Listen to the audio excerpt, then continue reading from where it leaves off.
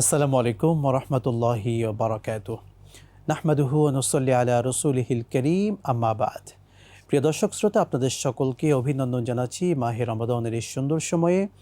২১শে টিভির পর্দায় আপনাদের প্রিয় অনুষ্ঠান আফি ম্যাঙ্গো ফ্রুট ড্রিঙ্ক নিবেদিত সওয়াল জবাব, পাওয়ার্ড বাই বেক্সি ফেব্রিক্স, সহযোগী স্পন্সর RICL TMX।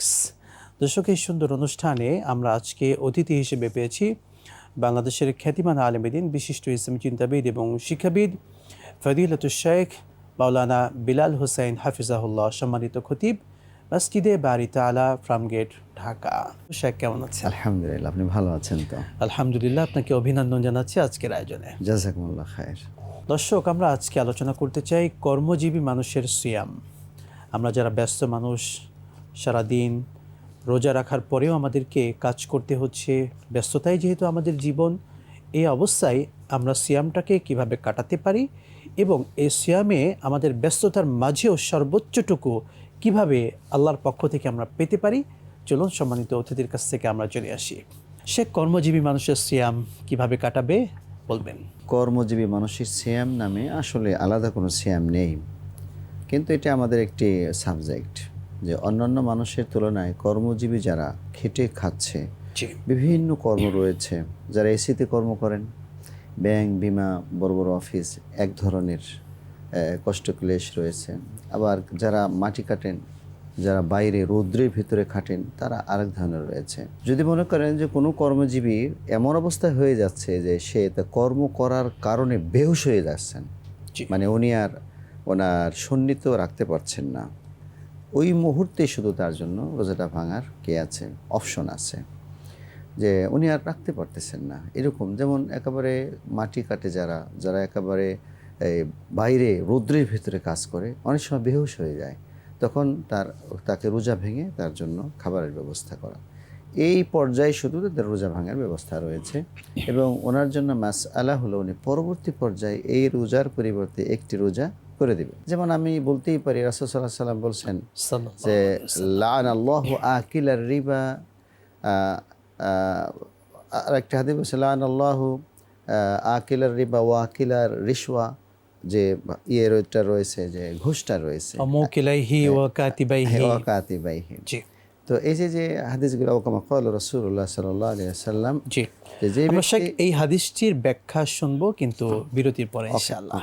ওকে দর্শক মণ্ডলী, ২১শে টিভির পর্দায় পরন্ত বিকেলে আপনারা দেখছিলেন আফি ম্যাঙ্গো ফ্রুট ড্রিঙ্ক নিবেদিত সওয়াল জবাব, পাওয়ার্ড বাই বেক্সি ফেব্রিক্স, সহযোগী স্পন্সর RICL TMX। নিচ্ছি একটি ছোট্ট বিরতি, সঙ্গেই থাকুন, ফিরছি ইনশাআল্লাহ।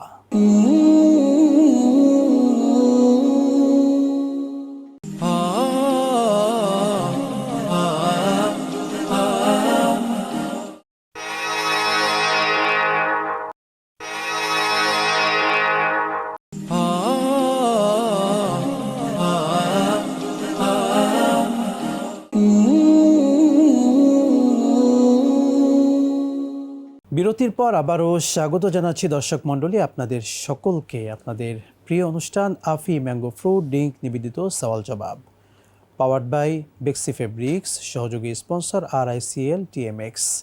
প্রিয় দর্শক মণ্ডলী, এই সুন্দর অনুষ্ঠানে আমরা আজকে কথা বলছিলাম কর্মজীবী মানুষের রোজা কেমন হবে এবং এই টাইমটাকে আমরা কিভাবে আমল দিয়ে কাটাতে পারি।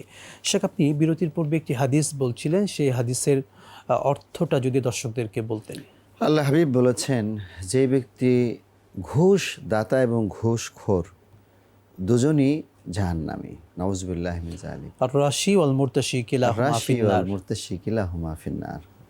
তো এই যে কথাটা, এটা সারা জীবনই থাকবে। জি। এই যে এখন দুর্ভাগ্যজনক সত্য হলো যে অফিসে গেলেই এর থেকে মানুষ বাঁচতে পারছে না। মানুষ এখান থেকে আমেরিকার ভিসা নিয়ে যায়, ইউরোপের ভিসা নিয়ে যায়, কেমন মনে করে যে ওখানে আরামে কাটাবো, ওখানে আপনার কাছে কেউ পিস্তল ঠেকাবে না, কেউ কিছু করবে না, কারণ ওখানে সিকিউরিটি আছে। অথচ মুসলমানদের এখানে আল্লাহ পাক 1450 বছর আগে সিকিউরিটি দিয়েছেন। ওয়াইজ ক্বালা ইব্রাহিম রব্বিজাল হাযাল বালাদা আমিনা। ইব্রাহিম আলাইহিস সালাম দোয়া করছেন যে এই মুসলিম এই ইয়েগুলিকে, এই ওয়ার্ল্ডকে তুমি সিকিউর করে দাও।